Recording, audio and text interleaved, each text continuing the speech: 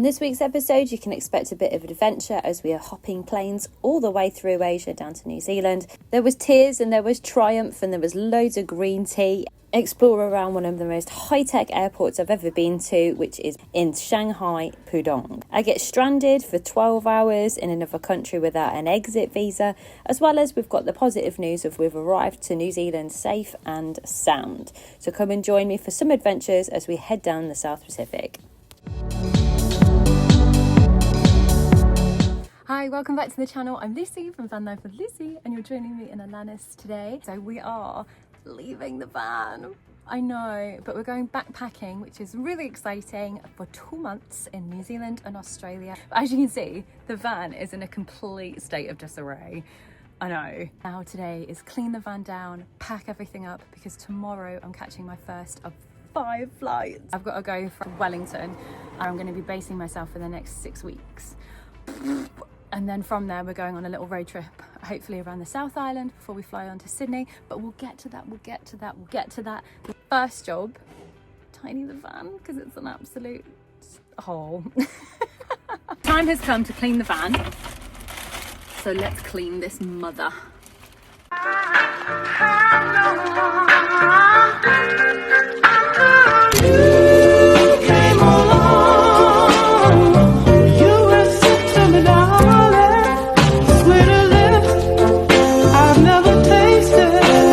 Who doesn't love a good clear out? And I've got a good excuse because I'm now packing away the van for almost 3 months, which means turning off all the electric, draining the tanks and emptying and cleaning out the toilet, because whilst it's going to be freezing temperatures back in the UK, I don't want any of the pipes to burst. My friend Emily is going to be using the van over Christmas and New Year, which means I want it to be spotless and spick and span, and also empty out some of my own stuff so it's all ready for them to go away on holiday in. Time to say a quick goodbye to my baby.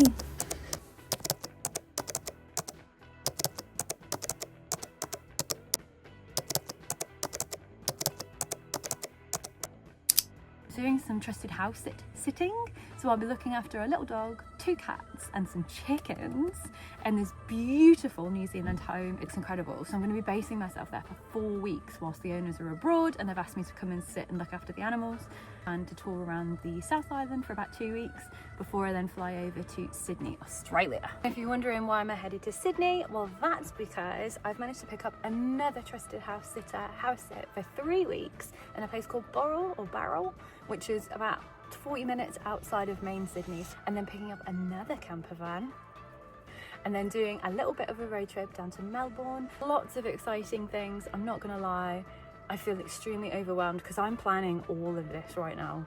So in between trying to think about what I've got to do with catching flights tomorrow, what I need to pack, how I need to prep the van, and then I'm also trying to think like 6 weeks to 8 weeks to 2 months in advance for like what am I going to be doing during this time. So I'm trying to pack everything in as much as I can because you only live once. Hi, it's 5:45 I think in the morning. I'm just about to get up and go to the first of 3 trains that I need to take down to Luton. My brain is not braining today. But yes, I couldn't get a hotel booking last minute, so I'm having to take the trains down this morning to catch my flight at 10:50 from Luton Airport. The trains I've been checking have not been running on time all week, so fingers crossed by getting the earliest train possible, which is at 6:12, then I will be able to make that. But the train station's like there, so yeah, I've only got to literally roll out of bed and just go and walk up to the train station now. So fingers crossed everything's gonna run on time and we're gonna get to New Zealand and there's gonna be no problems. Let's go to New Zealand.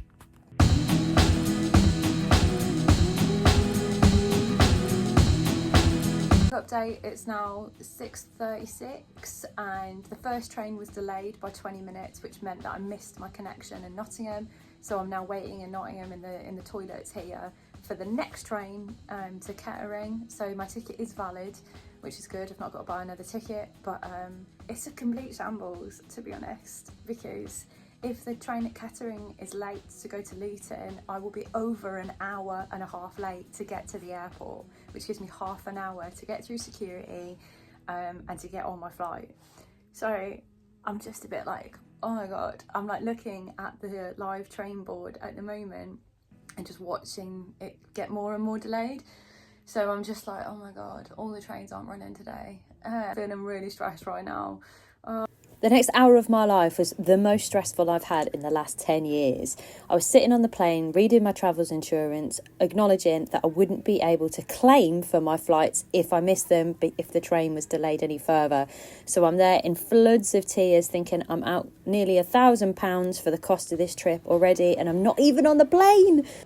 By the time I got to Luton Airport, I was over 2 hours late, so I bought fast-track security to ensure that I could get through as fast as possible, and I got through in 11 minutes, ran to my plane, and just like you believe in the movies, it was like a miracle happened because the captain came out and apologised that now he was going to be delayed, which meant I had enough time to catch my breath and enjoy a complimentary drink and chill out all the way to Amsterdam Schiphol, which is the first of my international flights that I'll be catching.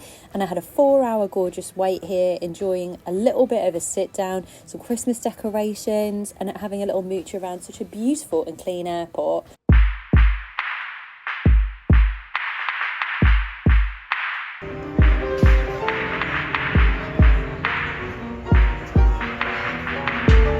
I was so impressed by the quality of this airport. It's so nice. Oh my goodness. You don't see this on the M25 services. Check out how clean these toilets are. I felt like I was in a 5-star hotel.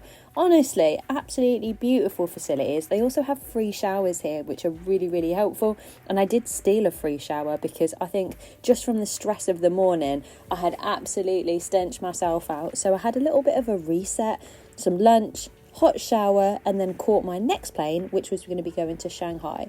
But let me show you what I'm packing for this adventure trip and what I'm taking with me. This little backpack is all of my luggage. I'm only allowed to take carry-on, and So I'm deciding to pack extremely light. And when I say extremely light, like less than 5 kilos. So this is the travel bag, which is classed as carry-on with Ryanair, because that's the first person I'm flying with to Europe. So all of my clothes and bits and bobs are in this little carry case. So a dry towel, which I use in the van constantly, that's my go-to. Then I've got all my clothes in this tiny little bag. A pair of flip-flops for the showers. I've got some electronic stuff in there as well, including drone, GoPro, and my little DJI new camera, book, diary, makeup bag. So that's like the front. Then in my pre-ready packs, liquids, reading glasses, sanitary pads, and a little storage pocket, which is really good for like immediate. So in there I've got a pair of earplugs for sleeping on the plane, as well as an eye mask. I've got my international driver's permit ready to go for when I hire a car, my purse, passport. It's also a padded section in here, so I've got some more electronics, like things like tripod stands, battery chargers, and additional cables and wires and stuff. these little juicy bottles are so good if you want to flavour your water whilst you're on the go. It's time for round 2 now, which is my flight from Amsterdam to Shanghai. Here's a few stats for you about the trip so far when it comes to things that I've been booking.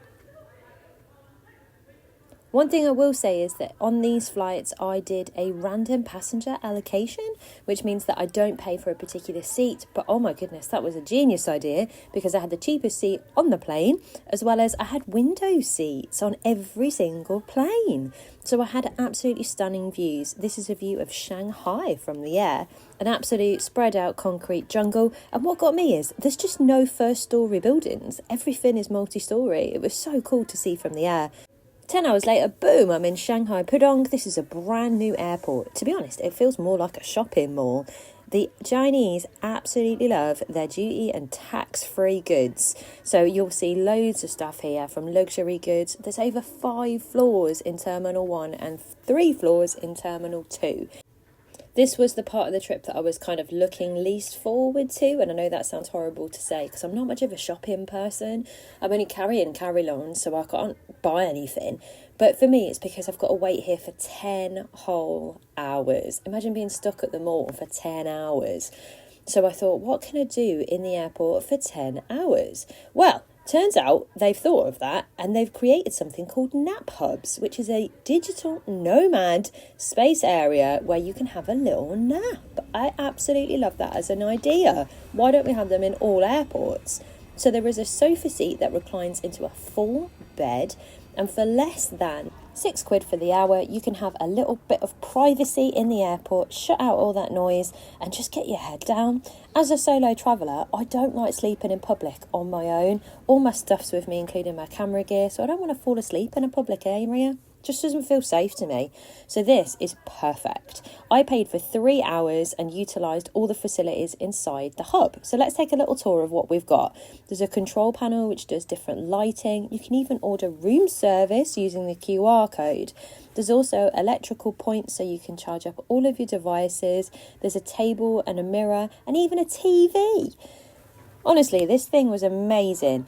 I'm over 5'4" and it would have easily fit a person of around 6 to 6'5". I also managed to get a pretty solid 2-hour nap in here, as I don't sleep on planes at all. So it was actually the first sleep I'd had since the day before yesterday, and it felt so good. So I hope you enjoyed the tour of what it looks like. I can't believe how spacious it is in here. It is amazing. And after the 11-hour flight I've just done, where I couldn't catch a wink of sleep, it's now time to go and explore the rest of the airport, get something to eat, and then hopefully they'll announce our gate in a couple of hours. So I need to find out if I have to move terminals and stuff, like a DART style train shuttle that takes you from between the terminals, because this airport is massive. So yes. But I'm not gonna lie, I'm running on about 5% right now. I'm pretty tired, you can hear it in my voice. So we've got hydrate, eat, and then find out where the next plane takes us. So this next leg of the journey is 10 hours, and this goes from Shanghai straight to Auckland. Sorry, yeah? Or am I going to Sydney? I don't even know. So tired. I'm just gonna sit on my thing and someone's gonna drive me. But yeah, what a change from always having to drive myself, eh? Right? Anyway, let's go get some food. Another cool thing about this airport is all the free facilities. So you can have free showers. There's also hot and cold drinking facilities, so you can even make yourself a cup of tea. It's also pretty good for a leg stretch, as the place is just enormous. So I covered over 15,000 steps in that 10 hours waiting time just by walking around. I also managed to pick up some authentic Chinese food and had myself a hot bowl of ramen, which was so good. Honestly, it's probably the best I've ever tasted. Time went pretty fast after my nap, so it was actually time to start boarding the plane and look at Journey 3. Another 11-hour jaunt, but this time from Shanghai all the way to Auckland. Auckland is on the northern part of the North Island of New Zealand. So even though technically I've made it to New Zealand, woohoo! And I walked through the gate and it was all Maori carvings, absolutely beautiful. I was like, yes, I've made it. And then realised I still have one more flight to catch, which is from Auckland to Wellington. But I'm taking this for the win, guys, because I've still made it to New Zealand. All we have to do now is to get to the hostel and check in, and I'm going to do a little recording for you in the morning. Good night. After all those planes yesterday, it feels kind of good to just be like, I'm here. It's like a sigh of stress relief. But what an adventure. It was an amazing journey. So now I'm going to quickly show you around where I'm staying, give you a little tour of the hostel.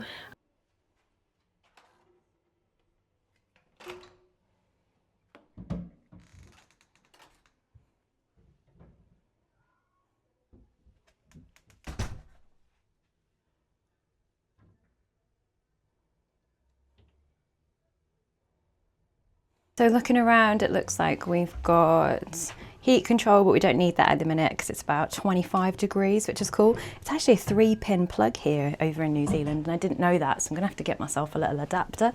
And each of them looks like you come with like a little storage cupboard with like a thing for a padlock on it.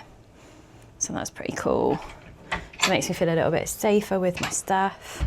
For a double bedroom dorm shared with just a random person, that's not so bad. It's not so bad.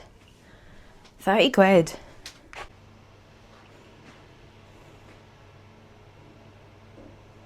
Okay, let's go check out the showers. It doesn't look too bad, you know. Oh, okay, we've got proper flushing, fancy toilets, always a win. Let's go have a, it's the showers I'm interested in. Let's have a little look. Ooh, that is clean. We like clean. So, let me just turn it around.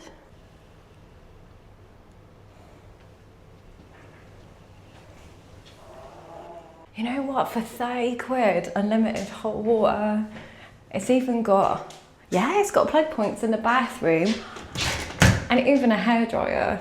Amazing. So yeah, not too bad at all. Very impressed.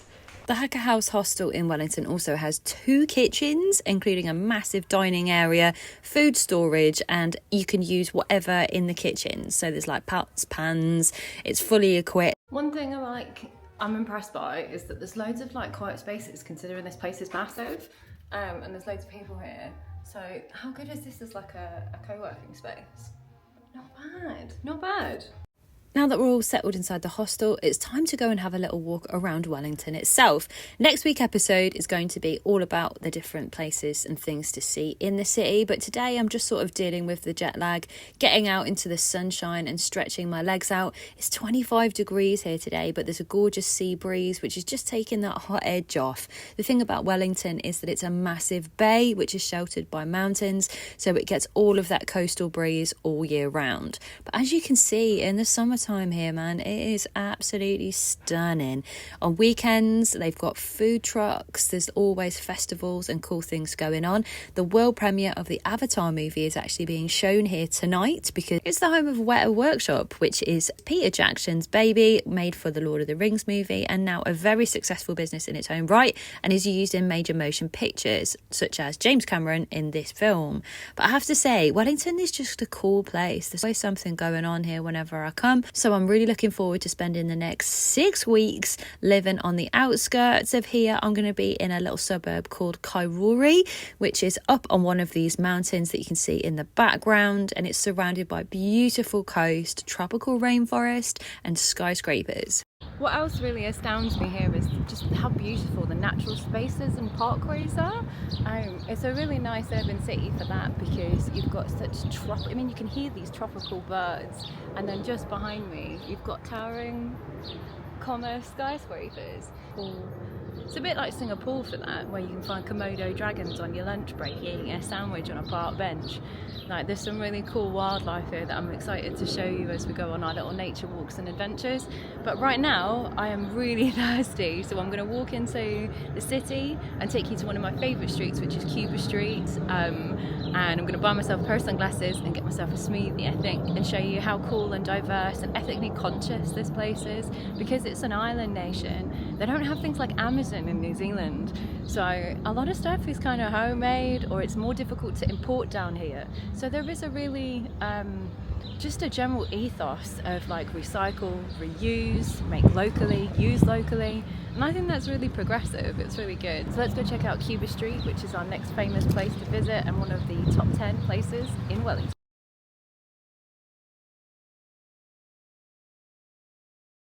So this is the world famous Rainbow Road on Cuba Street.